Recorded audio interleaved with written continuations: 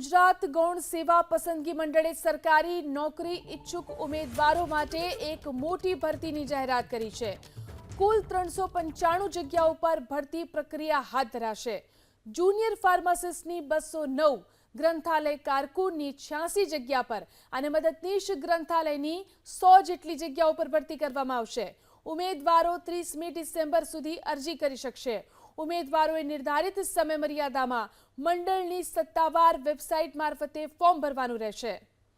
તો મોટી જાહેરાત જે કરવામાં આવી છે ભરતી પ્રક્રિયાને લઈને આ ઉમેદવારો માટે આ મોટી તક છે। કુલ 395 જગ્યાઓ પર ભરતી પ્રક્રિયા હાથ ધરાશે। ઉમેદવારો માટે એક મોટી ભરતીની જાહેરાત કરી છે। કુલ 395 જગ્યાઓ પર ભરતી પ્રક્રિયા હાથ ધરાશે। જુનિયર ફાર્માસિસ્ટની 209, ગ્રંથાલય કારકુનની 86 જગ્યા પર અને મદદનીશ ગ્રંથાલયની 100 જેટલી જગ્યાઓ પર ભરતી કરવામાં આવશે। ઉમેદવારો 30મી ડિસેમ્બર સુધી અરજી કરી શકશે। ઉમેદવારોએ નિર્ધારિત સમયમર્યાદામાં મંડળની સત્તાવાર વેબસાઇટ મારફતે ફોર્મ ભરવાનું રહેશે।